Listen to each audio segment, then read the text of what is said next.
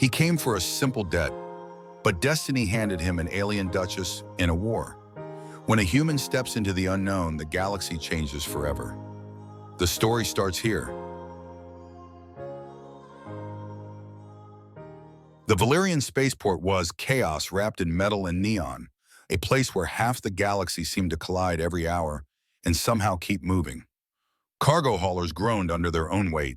Starship engines shrieked like dying beasts, and vendors shouted over each other in a dozen languages, some melodic, some harsh, enough to make a man's ears ring for hours. The air crackled with electricity, ion dust, and the faint smell of something fried that no health inspector would ever approve of. Chris O'Connell had always liked it here. Places like this reminded him that the galaxy was alive, messy, loud, and full of opportunities for people bold or stupid enough to reach for them. He leaned casually against his ship, the Maverick's Fortune, pretending not to notice how many dents she'd collected over the years. She had the proud, battered look of a ship that had survived too many gunfights to still be graceful. A modified Terran Corsair with aftermarket thrusters, upgraded shield modulators, and a very illegal underbelly smuggling a compartment, she was his partner in every sense, but romantic. The old girl still outran most Imperial patrols, and that was all Chris really needed. His leather jacket hung open, revealing a fitted gray shirt stretched across a frame, shaped not by gym memberships, but survival fistfights, shootouts, desperate escapes through asteroid debris fields. Light brown hair fell over sharp blue eyes that tracked movement like a predator scanning for prey or trouble. The announcement system blared overhead. Last call for departure to the sign sector, final boarding. Chris checked his chronometer and smirked. Not today. He wasn't here for a cargo run or a smuggling contract. Today was personal. Today, he was here to collect. Duke Ranthor of the Elysian Dominion, aristocrat, politician, and functioning alcoholic, had lost spectacularly during a late-night session of Stellar Hazard. The Duke, beautiful and arrogant in the way only Elysian nobles could be had, down 3 bottles of Arcturan brandy and bet as if credits grew on trees. He'd lost hand after hand until he finally pushed forward, something that made Chris blink a debt note with an official seal worth enough credits to keep him comfortable for at least a year. Chris didn't often get lucky, but when he did, it usually came wrapped in the kind of danger that made his instincts itch. The Duke's estate loomed ahead as Chris's rented skimmer sped across the glistening horizon. A massive palatial structure of metal crystal and shimmering light, it reflected the sun with such intensity it looked more like a deity's monument than a residence. Only Elysian nobles could build something this obnoxiously expensive and then act like it was modest. Guards stood at attention outside the main entrance, their ceremonial plasma lances glowing with quiet threat. Their armor was polished to a mirrored shine, their scaled skin shifting through iridescent hues with each subtle movement. Chris stepped off the skimmer with a relaxed air that did not match the quick beat of caution in his chest. "State your business," one guard demanded. "Chris O'Connell," he said, flashing the debt note. "Here to see Duke Ranthor. Private matter." The sealed document glowed with legitimacy, official Elysian contract signed under intoxicated conditions or not. The guards glanced at each other, their posture shifting. "The Duke is expecting you," the taller one said, his tone carrying something Chris recognized instantly. Pity, never a good sign. Inside, the grand hall stretched so far it could have fit his entire ship several times over. Metallic arches twisted overhead, gleaming and bending in ways that seemed to defy physics. Holographic art pieces morphed as he walked past, shifting from landscapes to alien faces to abstract light patterns. Furniture that probably cost more than a small starfighter lined the hall. It was obscene. It was beautiful. It was exactly what Chris expected. Duke Ranthor waited at the far end like a monarch holding court. Tall, slender, with silver hair pulled tight in sharp angles that made him look perpetually displeased. The Duke radiated authority, even hungover. His eyes were cold, calculating, dangerous. "Ah, the human arrives to collect," Ranthor said, "punctual as your kind tends to be when credits are concerned." Chris shrugged. "A debt's a debt, Your Grace. Nothing personal." "Indeed." Ranthor signaled a servant who stepped forward with a data pad. "I have prepared the transfer authorization. However, I find myself constrained regarding liquid assets." Chris's jaw tightened. Every instinct he had screamed that this was the beginning of something unpleasant. "We had an agreement." And I intend to honor it, Ranthor replied smoothly, though perhaps not in the manner you expected. The Duke gestured. A door slid open, and Chris's planned retort died in his throat. Standing there was a woman so striking it made time stutter. Her skin was a deep midnight blue, almost black, absorbing the light around her. Her hair silver long and divided into intricate strands fell over her slender shoulders like a cascade of starlight. Sapphire eyes studied Chris with a mixture of defiance and resignation. Her silvery gown clung to her form in a way that was elegant rather than provocative, accentuating an otherworldly grace. My wife, the Duke, announced, voice curling with malice. Duchess Liriana. She will serve as payment for my debt. Chris stared, then stared harder. This is a joke. I assure you it is not, Ranthor replied coldly. The Duchess is worth considerably more than what I owe. Consider it interest. Liriana remained silent, but her eyes never left Chris. Sharp, assessing, intelligent. She wasn't afraid, she was calculating. People aren't currency, Chris said, voice hardening. The Duke's laugh echoed through the hall, hollow and cruel. How human of you to develop principles at such an inconvenient time. He stepped closer, voice dropping. On Elysia, marriages are political contracts. This one has simply been renegotiated. Chris's hand drifted toward the hidden blaster beneath his jacket. Not a threat, a reflex. I came for credits, not complications. Complications find us all, Ranthor said. The Duchess or nothing. Choose. Liriana spoke for the first time, her voice melodic, calm, and razor-sharp beneath the surface. I have packed my essentials, Captain O'Connell. I am prepared to depart. Chris met her eyes properly this time and saw it. A plea, a warning, a spark of something he couldn't yet name. This wasn't about him. This wasn't about the debt. This was a setup. But leaving her here, that didn't sit right. Fine, he said at last. Deal. Ranthor smiled like a predator that had already eaten. Excellent. As Chris pressed his thumb to the data pad, sealing the bizarre transaction, he felt the ground shift under his feet, not literally, but in that instinctual way that told him he had just stepped into a storm he didn't understand. 1 hour later, Chris and the Duchess boarded the Maverick's Fortune in silence. She carried only 2 modest cases. He carried a sinking feeling that the real debt had just begun. The boarding ramp closed with a metallic thud that echoed through the Maverick's Fortune, sealing Chris and the Duchess inside an uncertainty he could practically taste. The familiar hum of the ship's energy core vibrated beneath his boots. Normally that sound comforted him. Today it felt like the drumbeat of a destiny he hadn't asked for. Liriana didn't speak as she stepped into the narrow corridor, her movements smooth and regal, even here aboard a smuggler's battered starship. She walked like the floor should part for her, like she belonged anywhere she chose to stand, even in the cockpit of a man she'd met less than an hour ago. Chris followed her in silence, unsure what to say. His brain was full of questions, but none felt safe to ask. She slid gracefully into the co-pilot's seat, fingers folding neatly in her lap. No trembling, no panic, no anger. Just a quiet, unreadable calm that set him more on edge than if she had screamed. He dropped into the pilot's chair. Buckle in, he muttered. Duke's estate didn't exactly give me a leave at your leisure vibe. She complied without complaint. As the engines powered up, the Maverick's Fortune rose from the docking pad. Through the viewport glimmered Alicia's azure sky, a serene contrast to the tension coiling inside the cockpit. Halfway to orbit, Chris cleared his throat.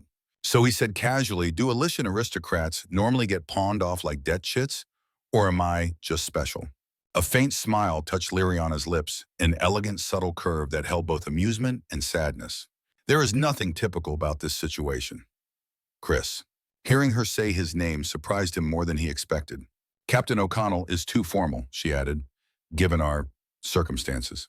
He raised a brow. Circumstances? Sure, let's go with that. He was about to say more when a shrill alarm shattered the moment.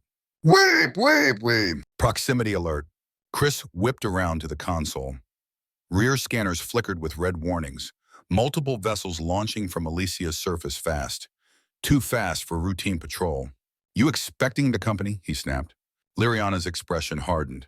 Not fear recognition. We need to change course immediately. Yeah, I got that part. Chris's hands flew across the controls. Mind telling me why? She hesitated, then said one word that nearly made Chris swear out loud. Syndicate. The word hit his nerves like a punch. The Syndicate wasn't a group you accidentally annoyed. They were the kind of shadow organization even the Empire treated with caution. the kind that made hardened smugglers sleep with the blaster under the pillow. Chris rerouted power to the engines. Why the hell is the Syndicate following you? Correction us. Liriana leaned forward, her midnight blue face suddenly inches from his.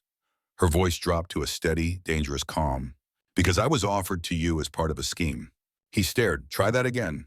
Duke Ranthor owed the Syndicate far more than he owed you, she said. By giving me to you, he ensured one of two outcomes. She lifted a slender finger. One, you refuse to take me, and he keeps his leverage. Then a second finger. Two, you accept, and they eliminate us both. His debt is erased either way. Chris let out a sharp, humorless laugh. Fantastic. I'm collateral damage. I tried to warn you, she said quietly. With my eyes, Ranthor has listening devices everywhere. Speech was impossible. Chris gripped the yoke tighter, muscles tense. So now I've got the Syndicate chasing my ass because your ex-husband's an idiot. Correct, she replied without hesitation. Before he could respond, the ship jolted, violently, enemy fire grazing the rear shields. That's our cue, Chris growled, slamming the hyperdrive controls. The ship lurched, engines screaming, as the stars stretched into thin lines of light. Gravity slammed them back as the Maverick's fortune punched through space-time. Then silence. They were in hyperspace. For a long moment, neither spoke. The cockpit dimmed into the soft blues of FTL flight. Finally, Chris exhaled. You want to explain why the Syndicate wants you so badly they'd rather erase half a mountain than let you leave. Liriana shifted, meeting his eyes fully for the first time since boarding. Her gaze was sharp, intent, heavy with truth she'd held for too long. Because I am not only a Duchess, she said, I am an intelligence operative. He blinked, a spot. Yes. For who? The Elysian Dominion. No, she said softly. For the Elysian Intelligence Service. A branch that operates independently. Chris let out a low whistle, so Duke Ranthor married a spy without knowing it. He did not know at first, she said, but he discovered my activities recently and decided to sell you off like a defective appliance to save his own skin, Chris muttered. Liriana inclined her head. You summarize it efficiently. Chris rubbed his temples. He was suddenly very, very awake. And what kind of intel are we talking here? Slowly, she reached for the multi-layered necklace resting against her throat. With careful fingers, she removed what appeared to be a decorative gem, revealing a crystalline shard beneath. A data crystal. I have collected evidence against the Syndicate, she said. Enough to dismantle their operations across 3 systems. Chris stared at the crystal. 1,000 questions burned through him. That's why they want you, he murmured. That's why they want us dead. Yes. He leaned back, letting out a breath he didn't realize he'd been holding. Okay, all right, this is a lot. So what's the play? Run forever, that's your plan. We need to reach the Terran embassy on Proxima Station, Liriana said. My handler can extract the data and protect us both. Chris barked a laugh, harsh, almost hysterical. Proxima is 3 jumps away, through Syndicate-controlled space. I know alternate routes, she replied calmly. Routes not listed on any conventional chart. The way she said it, quiet, confident, stole part of his irritation. Chris gave her a long look. In the shifting blue light of hyperspace, her midnight skin shimmered. Her eyes held galaxies in their depths. And suddenly he understood she was not helpless. She was not a burden. She was a storm contained in a graceful form. Why should I trust you? He asked the question, leaving him before he could stop it. She leaned closer. Her breath brushed his cheek. Her voice dropped to a whisper. Because Captain O'Connell, right now we are the only allies we have. The air between them crackled danger tension, something else neither wanted to name. And then the hyperdrive shuddered violently. Alarms blared again. Great, Chris muttered, turning back to the controls. What now? Hyperdrive overheating, Liriana said, scanning the readings. We need to drop out, soon. Chris swore under breath. Well, Duchess, he said, hands flying across the console. Looks like our day's not done trying to kill us. The Maverick's fortune dropped out of hyperspace with a bone-deep shudder, metal groaning like a wounded beast as the blue tunnel of FTL collapsed into the scattered stars of open space. Alarm lights washed the cockpit in flashes of red. Chris stabilized the yoke with both hands, feeling the ship fight him like it wanted to tear itself apart. Hyperdrive temperatures still climbing, he muttered. Didn't cool enough during exit. Liriana braced herself against the console, her posture controlled despite the violent vibrations. We need to divert auxiliary power to the coolant coils, or the drive will collapse. Collapse, great! Love that word. Chris stabbed commands into the panel. On it. The ship rattled again hard enough that even Liriana lost her perfect balance for half a second. That alone told Chris how bad it was. She seemed like the type who could walk through an earthquake without wrinkling her dress. The alarms finally eased from screaming to grumbling. The temperature dropped. Barely. Chris let out a slow breath. All right, we're alive. Mostly. Now this intel bomb you're sitting on, let's start there. Liriana turned toward him, folding her hands in her wham with almost ceremonial calm. Her midnight blue skin looked softer in the dim red light, making her seem less like an aristocrat and more like something vulnerable. Someone burdened. You deserve the truth, she said quietly. All of it. Chris leaned back in his seat, crossing his arms. Hit me. She inhaled a controlled, rehearsed inhale, the kind someone makes before telling a story they have had to repeat too many times. I was recruited when I was young, she began. Not because of status or rank, but because the Elysian Intelligence Service needed operatives who could move unnoticed among the aristocracy. My family was political, respected, connected. That made me useful. So you became a spy? Yes. For years, my assignments involved gathering information on interstellar crime networks, political corruption, and illegal trade routes. Her gaze darkened. It was during one of these operations that I first encountered the Syndicate.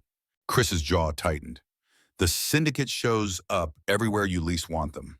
And everywhere their shadow falls, she said softly, people disappear. Something in her tone shifted. It wasn't professional now, it was personal. Painful. Chris straightened. What happened? Liriana looked past him toward the vast starfield, but Chris could tell she wasn't really seeing it. There was a colony, she said, Neros Prime, a mining outpost on the edge of regulated space. My parents were posted there as coordinators for resource allocation and worker welfare. It was supposed to be a safe, quiet assignment. Her hands tightened, but the mine was a front. Chris didn't interrupt. The Syndicate was developing weapons there, she continued. Experimental ones. Highly unstable. My parents discovered this and attempted to contact the Dominion, but the Syndicate intercepted the transmissions. Her voice wavered barely but enough. They silenced the colony. All of it. Over 3,000 people. Chris felt something cold settle in his stomach. No survivors. None. She paused. Except me. I was off-world at the time undergoing training.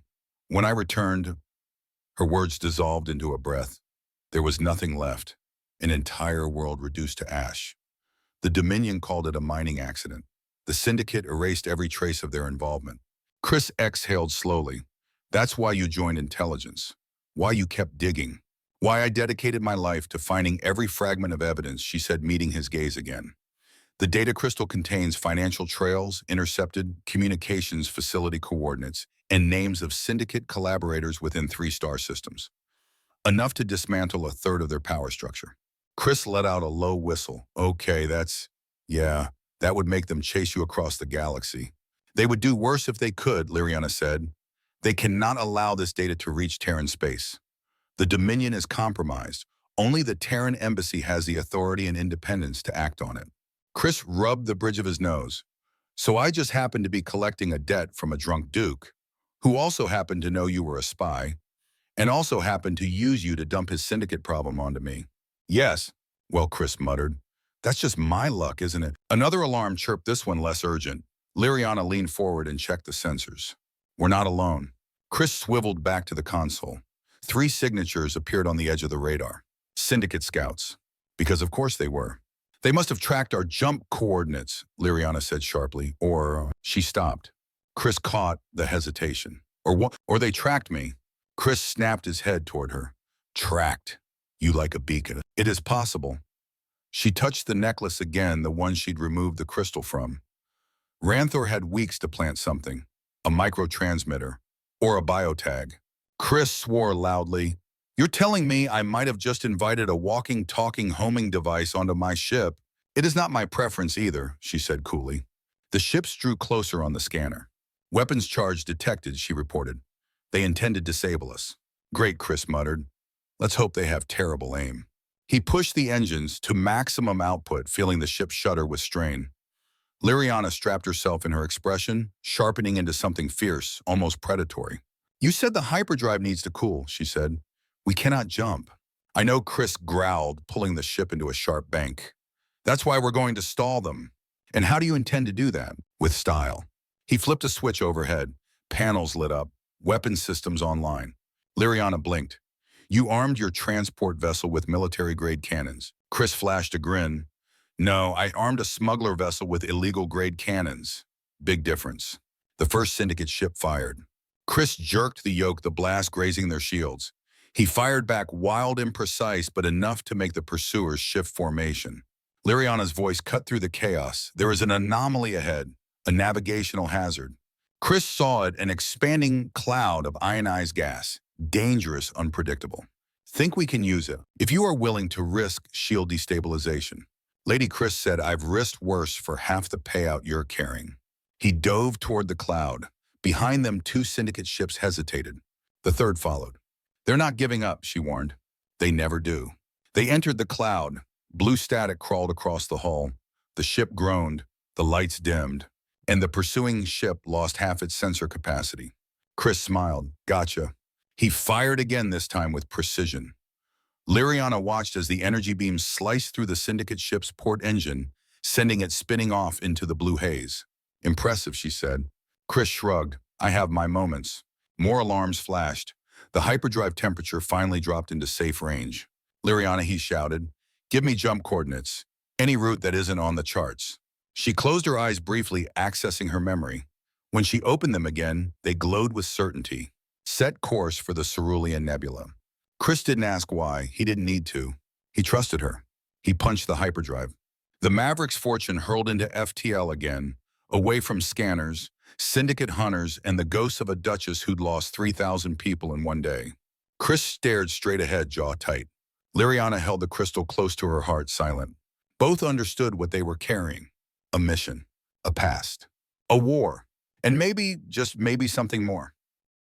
The Cerulean Nebula rose ahead like a cosmic storm, an ocean of swirling blues, violets, and radiant plasma clouds stretching across half a sector.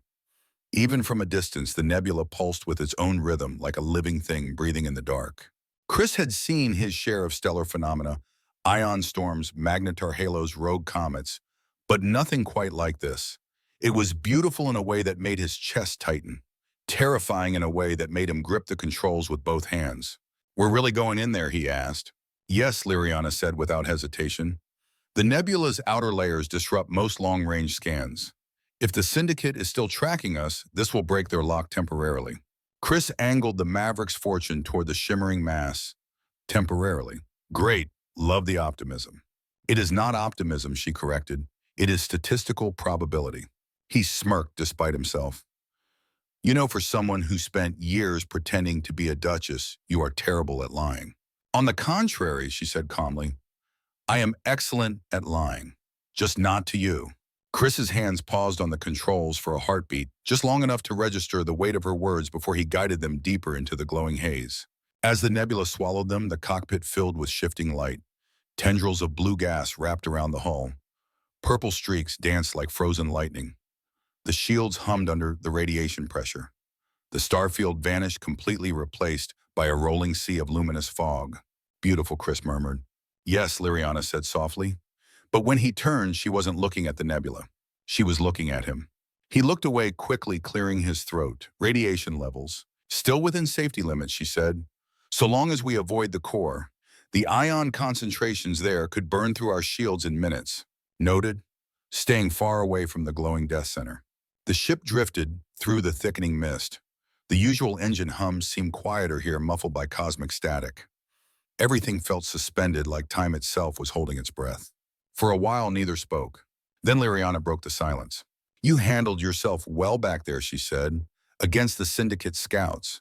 Chris snorted. You weren't so bad yourself. Pretty good aim for someone raised in a palace.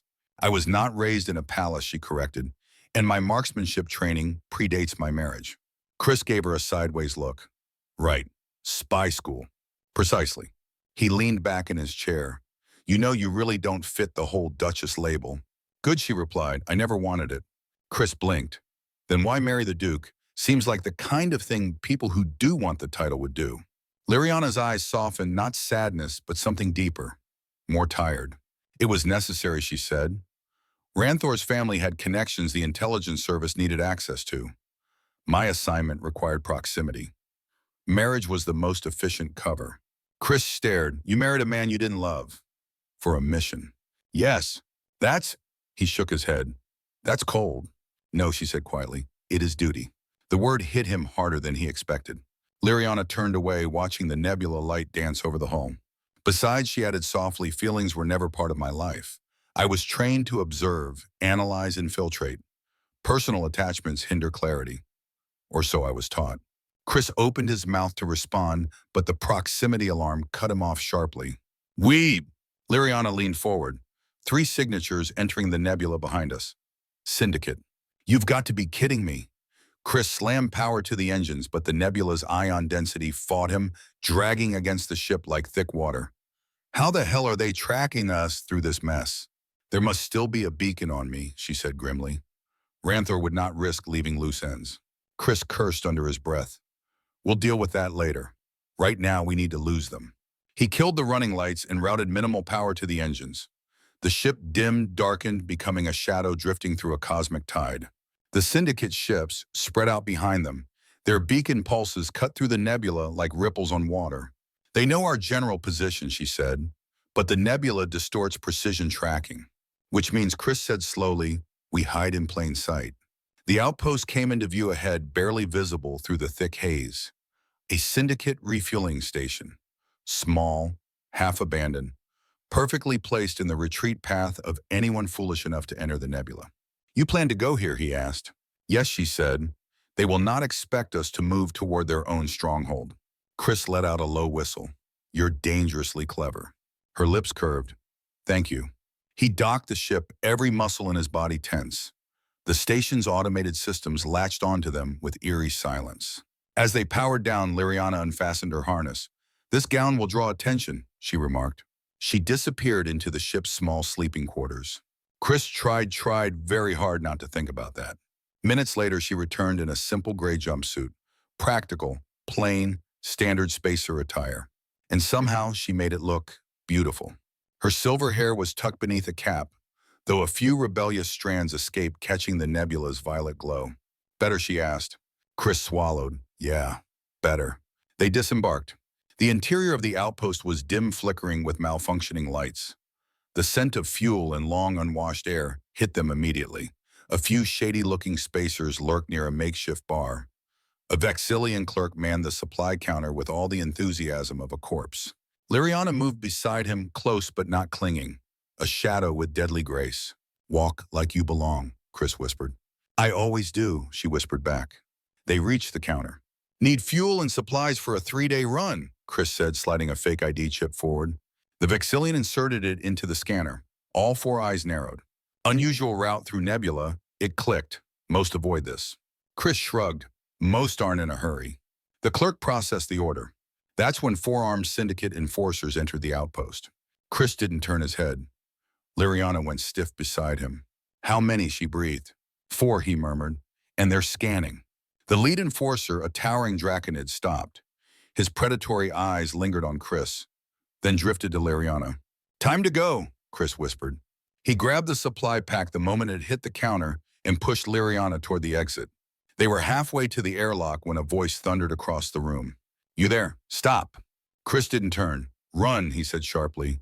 And Liriana ran. She moved with controlled fluid speed, silent, efficient, deadly. For a moment, Chris simply watched her move. Then he spun hand diving into his jacket. The Draconid enforcer stepped forward. Identification. Now. Sure, Chris said, lightly. Let me just... He hurled the supply pack into the enforcer's face, spun and fired at the overhead lighting panel. Bang! Darkness, chaos, screams. Emergency red lights flickered to life. Chris ran. Blaster fire exploded around him as he sprinted toward the docking bay and toward Liriana. Toward the only person in the galaxy who seemed to understand exactly how dangerous, how messy, how alive his life had just become. Red emergency lighting drenched the corridor like blood, every flicker casting jagged shadows across the outpost's grimy metal walls.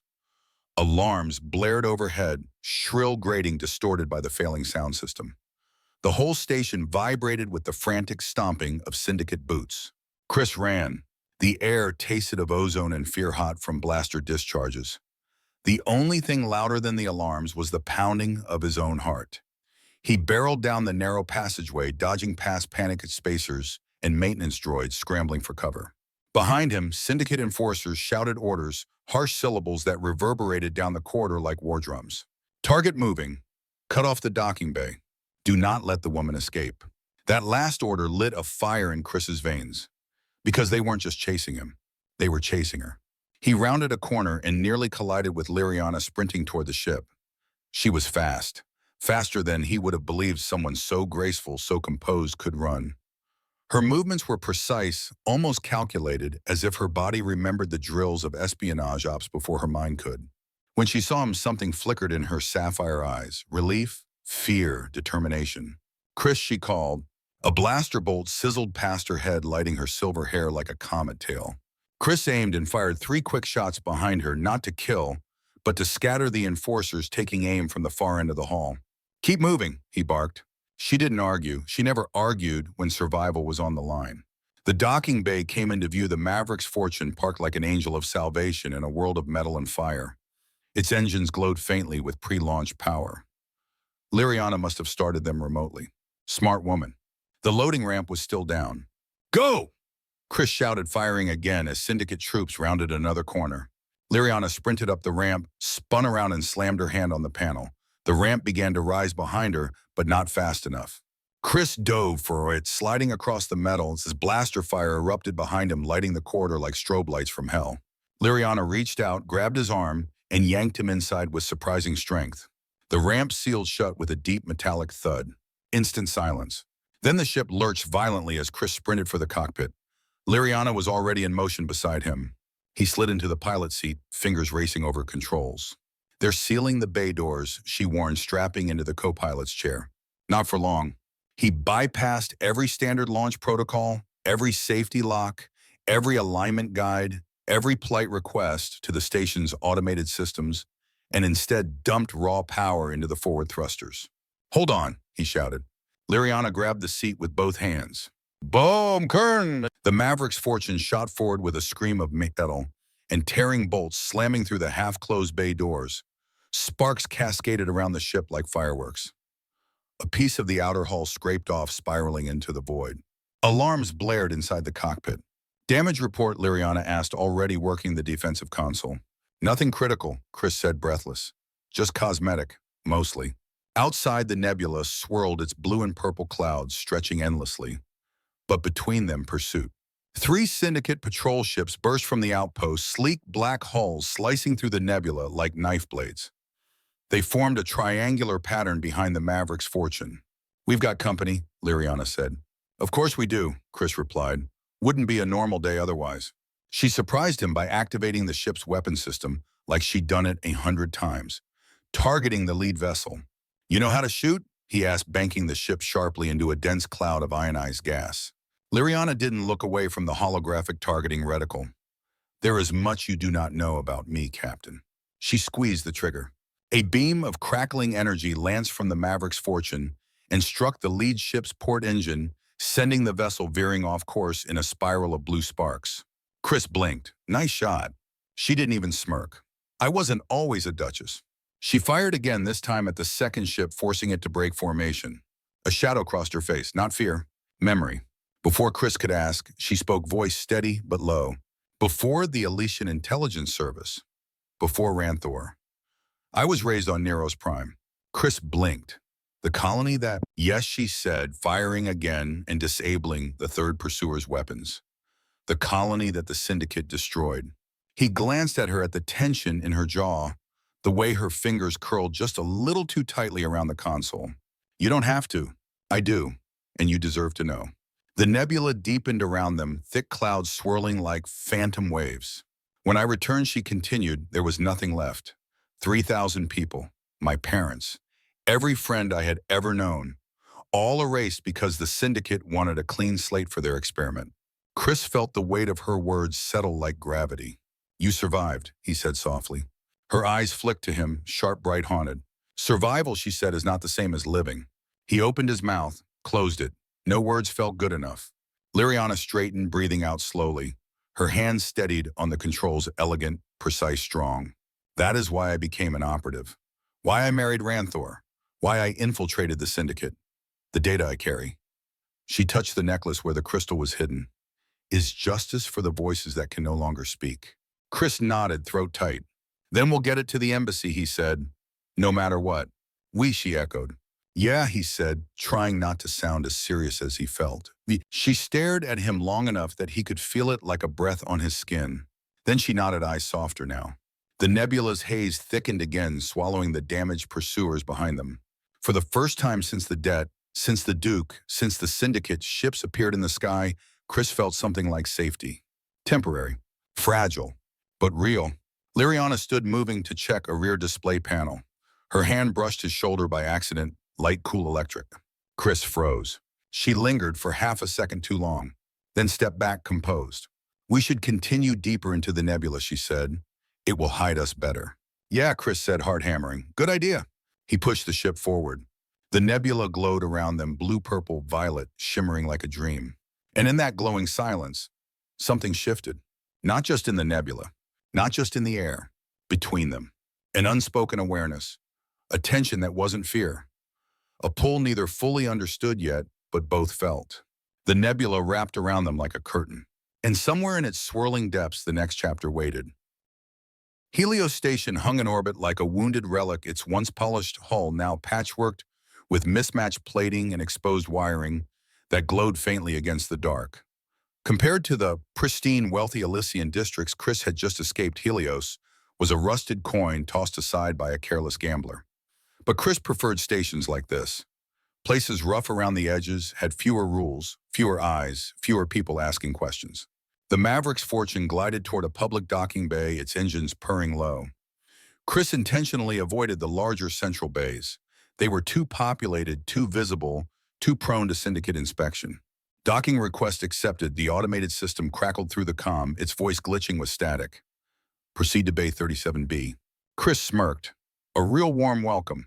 Liriana, sitting beside him in her spacer disguise, didn't smile. Her posture remained impeccably composed, but her eyes scanned the view outside with an analyst's precision.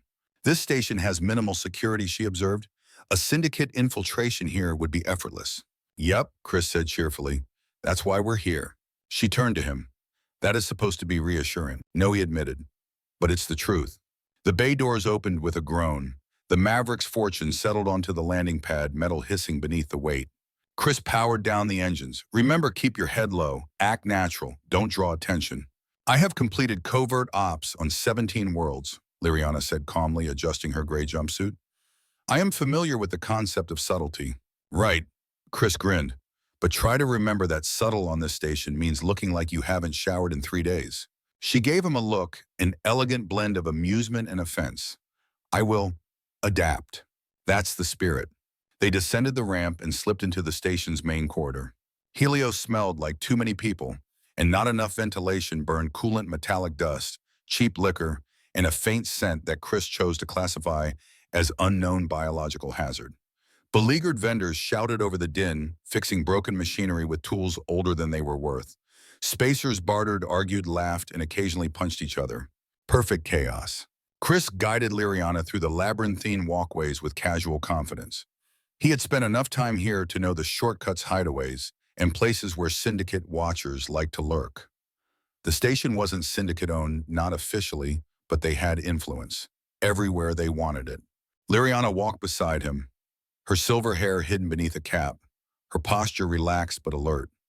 She blended better than he expected, too well almost. She carried herself like someone who could wear royalty or rags with equal conviction.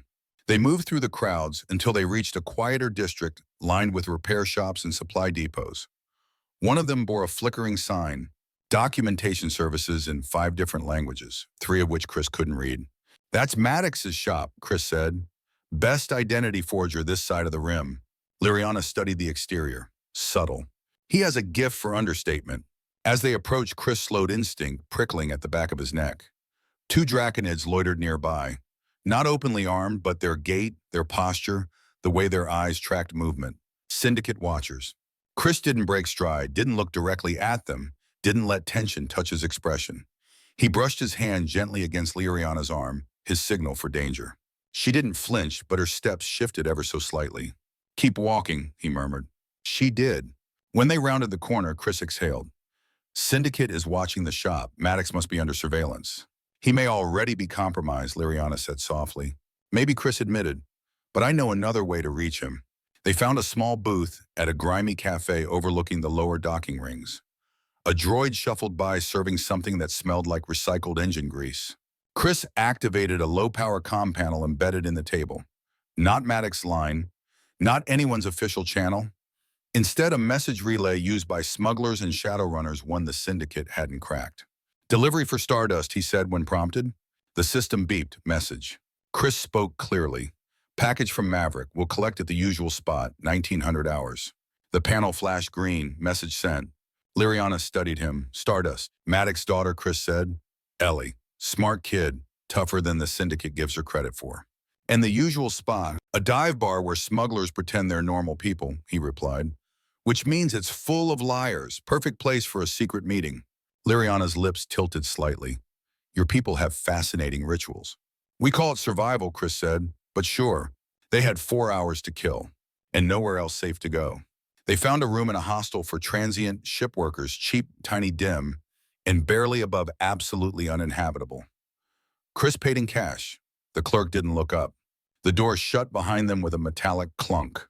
Liriana removed her cap, letting her silver hair fall freely. The room's single light flickered across her midnight skin, casting a soft glow against the rough metal walls. Chris suddenly became extremely aware of the closeness of the space. The air, hers, his, the silence between them. "What?" she asked at last, catching the way he hesitated. He rubbed the back of his neck. "Nothing. Just thinking." "That is rarely a simple activity for you," she observed. "Wow, thanks." A tiny smile curved her lips. He sat on the edge of the narrow bed. She joined him a careful, measured distance apart, close enough to feel each other's warmth, far enough to pretend it didn't matter. "It's strange," Chris finally said. "A week ago, I just wanted to collect a gambling debt. Now I'm running from the Syndicate with an Elysian spy who could upend half the sector." And she asked softly, "And I don't hate it." Liriana's gaze softened. "Nor do I." For a moment, they simply looked at each other. Not captain and Duchess, not smuggler and spy. Just two people pulled into each other's orbit by danger chance and something neither had been ready for. Then she reached toward him, slowly, deliberately. Her fingertips touched his chest right over his heart. "You humans," she murmured, "your hearts beat so quickly, as if you live at twice the speed." "That's us," Chris said quietly, "always rushing headfirst into trouble."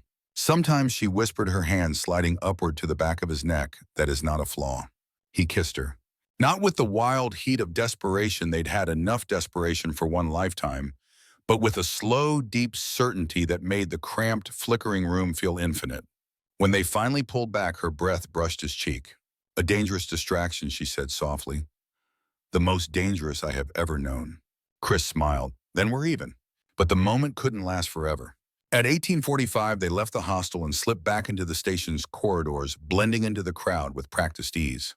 The broken thruster was exactly what its name suggested, a bar held together by rust duct tape and questionable life choices. Smoke hung in the air. A dozen species murmured over drinks. They took a booth in the corner. At precisely 1900, a young human woman entered, short hair, sharp eyes, grease-stained jacket. Ellie Maddox. She saw Chris approach casually and slid into the booth. "Maverick," she said. "Been a while." "Too long," Chris replied. He motioned to Liriana. "This is Lyra." Ellie's eyes flicked between them, reading calculating. "My dad's not at the shop. Syndicate's sniffing around." "You're the reason why, aren't you?" Chris didn't deny it. "We need his help, kid. Urgent." Ellie nodded. He figured as much. "He's at the backup workshop. But you've got 15 minutes before security shifts. Get caught, and you're dead." She stood, paused. "And Maverick," she added softly, "watch your back. The bounty on you two. Someone's going to try for it." Then she walked out, leaving Chris and Liriana with one truth. Helios Station had become a trap, and they had 15 minutes to escape it. The Maverick's fortune burst out of hyperspace with a soft jolt, revealing the looming structure ahead, a floating monolith of steel and obsidian black plating suspended above the Caraxes junction. Patrol vessels swarmed around it like flies around a carcass, each movement precise, organized, predatory. The Syndicate didn't do subtle, especially not here. Caraxus was more fortress than checkpoint. Chris exhaled through his teeth. Well, looks like the welcoming committee heard we were coming. Beside him, Liriana studied the tactical display. Her disguise, helped by Maddox's identity modulator, was perfect. Her silver hair now looked slate gray. Her skin, once a rich midnight blue, was toned down a shade lighter. Her facial structure had shifted just enough to fool low-level scanners, but not a deep scan, and that was the problem. Transmit our forged credentials, she said calmly. Chris nodded and opened the comm channel. Caraxus Control, this is Geological Survey, Vessel Horizon. Requesting passage to Proxima Sector. Credentials incoming. Static crackled. Then a voice deep, harsh, unmistakably Draconid. Horizon, this is Caraxus Control. Credentials received. Proceed to Docking Bay 4 for standard inspection. Standard inspection. 2 words that made Chris's stomach drop. He cut the comms and looked at Liriana. They want us to dock. Her jaw tightened. They will run a surface biometric verification that we can pass. But if they decide on a deeper probe, yes, the modulators will fail. Chris slammed a hand lightly against the console. This is too risky. We have no choice, she said softly. Any attempt to avoid the checkpoint will trigger a sector-wide alert. He met her gaze. This wasn't fear, it was resolve. The kind you only see in people who've already survived the worst day of their lives. Chris turned the ship toward Docking Bay 4. All right, he muttered. Let's go lie to some reptiles. The bay doors sealed behind them with a heavy clang.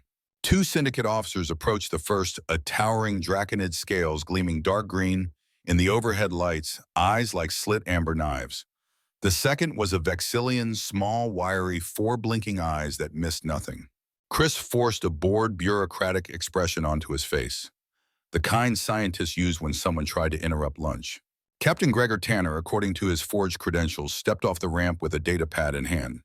Liriana, Doctor, and Nara Vel walked behind him. Posture, modest movements restrained to appear academic rather than dangerous. The Draconid officer scanned their documents. Purpose of travel. Geological survey, Chris said casually. Core sample analysis. We're on a tight timeline, so if we could keep this quick. Silence, the Draconid snapped. Chris shut his mouth.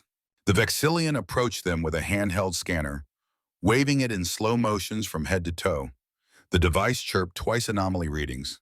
The Vexillion frowned. Sir, it rasped. Biometric fluctuations detected. Chris's heart slammed once hard before he forced his breathing steady. Probably interference from the nebula, he said smoothly. We passed through its outer layers. Cosmic radiation plays hell with scanners. The Vexillion adjusted the device, recommending deep scan. Deep scan. The 2 words hit harder than any weapon. Liriana stepped forward. With perfect timing, perfect control, perfect authority. Officer, she said, tone cool and clinical. Deep scans are prohibited under Section 47 of the Galactic Scientific Corps Protocol, an agreement your syndicate ratified last year.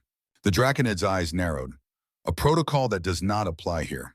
Liriana lifted an official document, hand-forged by Maddox, sealed with a code the syndicate rarely questioned.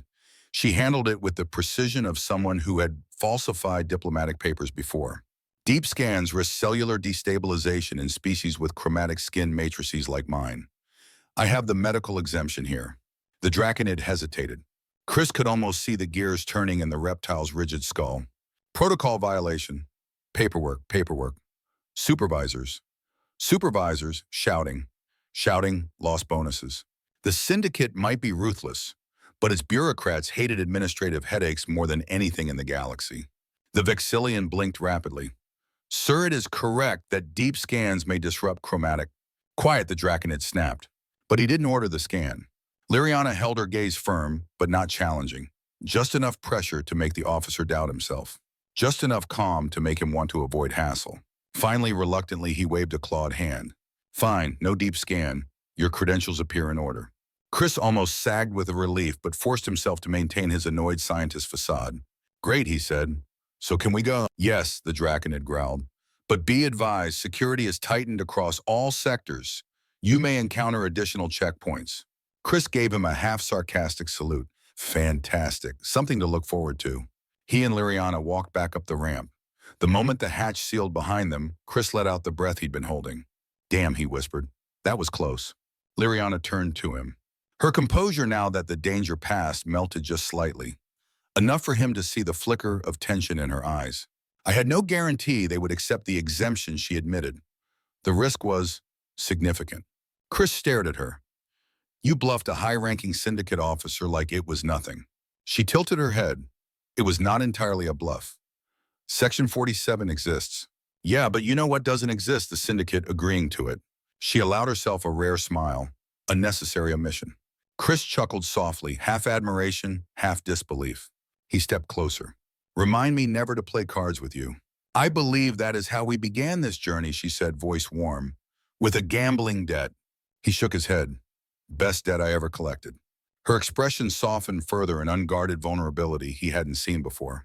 Then the ship jolted into hyperspace, leaving Caraxus and its gauntlet of guns and scanners behind. They sat in silence for a moment, a quiet, fragile moment that felt heavier than any firefight. Then, you all right, Chris asked. Liriana hesitated, then nodded. But her voice was softer than before. I am relieved and grateful. He reached out, brushing her hand a small gesture, but she didn't pull away. Hey, he said quietly, we're getting you to Proxima. We're seeing this through. Her fingers curled around his cool, elegant, strong. We, she repeated. Yes, we. Outside, the stars streaked by. Ahead lay Proxima Station. Safety, answers, danger, a future neither fully understood. But for the first time, Chris felt certain of something. Whatever happened next, they were facing it together.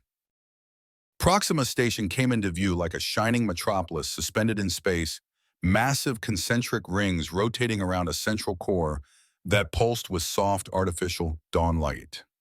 Unlike Helios or the Syndicate's grim checkpoints, Proxima radiated order, stability, and influence. It was a place where treaties were signed, wars prevented, and secrets traded behind closed doors. It was also the one place in the sector where the Syndicate's claws could not easily reach.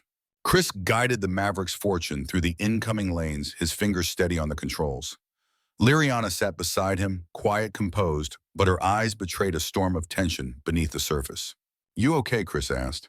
Elysian composure, she said. It is cracking a little. Only a little?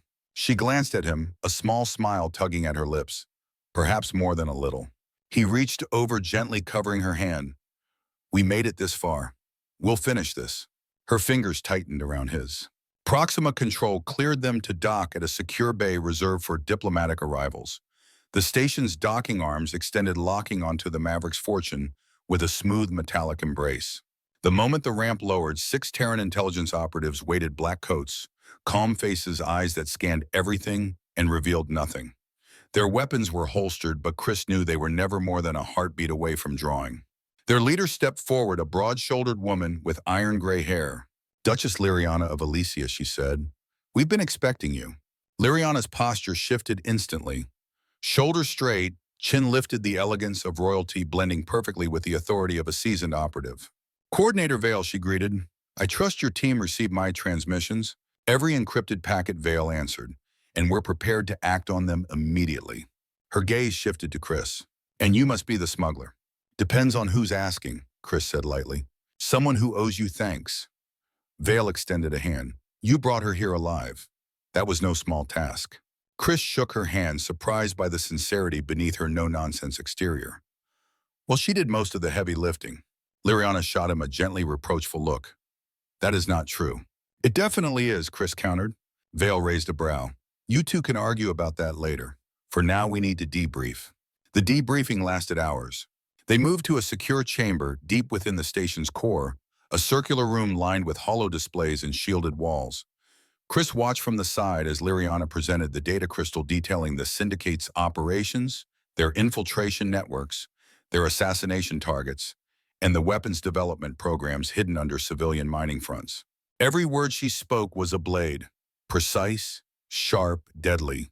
Chris had seen her fight, seen her shoot, seen her lie so convincingly she fooled a Draconid commander. But this was Liriana at her most dangerous and most brilliant. When the final data sets loaded into the secure system, Coordinator Vale leaned back, jaw tight. This will cripple the Syndicate's operations across 3 systems, she said.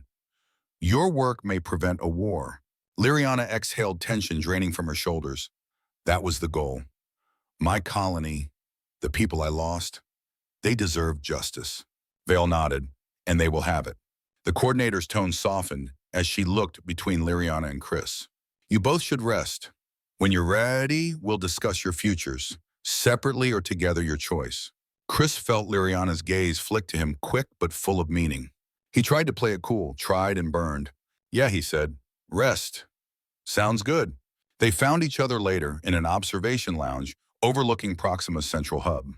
The space hummed with life merchant ships, docking diplomats moving through corridors, children chasing drones in zero-G recreational fields. A miniature city floating against the backdrop of stars. Chris leaned on the railing watching the lights twirl below. He didn't hear her approach. Of course he didn't. She moved like a whisper. It's done, she said softly. He turned to her. Feels surreal. Yes, she agreed, stepping beside him. For years, everything I did was toward this moment. Now that it has arrived, I am uncertain what comes next. He studied her profile, the soft glow of station lights reflecting off her silver hair, the strength in her posture, the quiet vulnerability she rarely allowed to show. You'll figure it out, Chris said. You always do. She turned to him, eyes deep and searching. And you? He blinked. Me? Yes. Her voice dropped to something intimate, fragile. What happens to you now, Chris O'Connell? He scratched his cheek. I was thinking of sticking around for a bit. Her breath hitched so subtly that only someone watching her as closely as he did would have noticed. A bit, she repeated. Maybe longer, he shrugged. Vale mentioned she needs a ship and someone who understands less than legal rotes. And I happen to know someone who can do just that. She stepped closer. So this is professional interest? No, Chris said simply. The word landed between them like an impact. Liriana's voice softened. Then what kind of interest is it? He didn't dance around it, didn't hide, didn't hedge. You, he said, you're the kind. The silence that followed wasn't empty. It was full the way nebulae are full of stars before they ignite. Finally, she moved, closing the small distance between them. Her hand lifted, tracing his jaw, her touch delicate as starlight. On Alicia, she whispered, forming attachments during missions is forbidden, distracting, dangerous. And now he whispered back. Now, she said, her breath brushing his lips, I find myself willing to disobey. He kissed her. Slowly at first, soft, searching, giving her space to pull away if she chose. She didn't.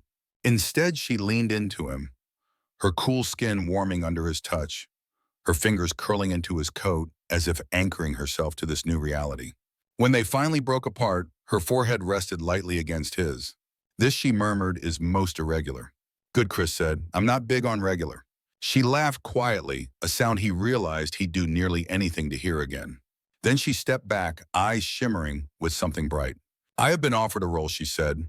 Terran intelligence, liaison to the frontier sectors. I would need a ship.